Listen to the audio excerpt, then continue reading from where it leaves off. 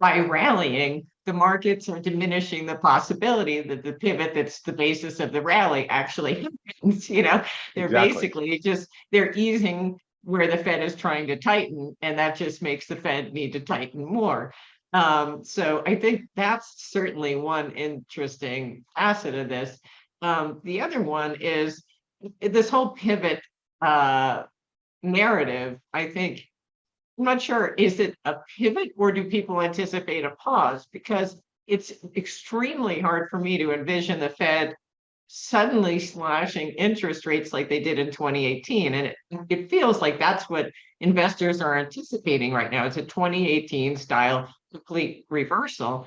I just, because I'm a nerd, ran a spreadsheet looking at what would happen if the CPI posted zero increases between now and year end. Where would the CPI end the year on a year over year basis? And it would end the year at 5.4% if we have zero prints every single month between now and then, which seems to me highly unlikely. So the point is that the inflation numbers are going to take a long time to get down to anywhere near the realm that the Fed should feel comfortable reversing course.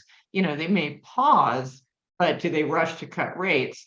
And if they don't rush to cut rates, then the point is really moot. And I think the point is moot anyway, and that is in this just almost obsessive fixation on how much more the Fed's going to raise rates, the markets have completely ignored the impact of what they've done already. And the fact is, we have never, not even during Volcker, seen an increase in the Fed funds rate of this speed and magnitude.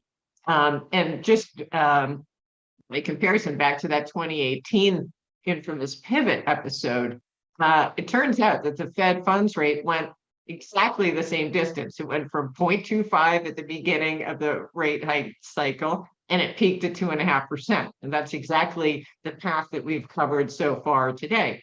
However, in the lead up to the 2018 meltdown, it took the Fed 3 years to take the Fed funds rate up. It took them 4 months this time. So the notion that there isn't some serious distress and dislocations that have been caused by the speed and magnitude of this increase strikes me as just wildly optimistic. And I'm really focused on the credit market because for me, that's where you're going to see the first signs of distress here. And one thing that's happened in the last month that's been really remarkable in the face of this massive risk on rally is corporate credit ratings have made a complete 180. So you started the year with 2 upgrades for every 1 downgrade. This is all kind of wonky, but I think it matters because as you'll recall from that housing bubble bust, the ratings agencies weren't exactly on top of what was happening. By the time they figured out things needed to be downgraded, the problem was already, full frontal. Right. It's like your smoke alarm going off after your house has already been reduced to ashes. Burnt out. Right. Exactly. So in January, upgrades were outpacing downgrades on a 2-to-1 ratio. In July, that flipped the other direction. So now downgrades are outpacing grades 2-to-1.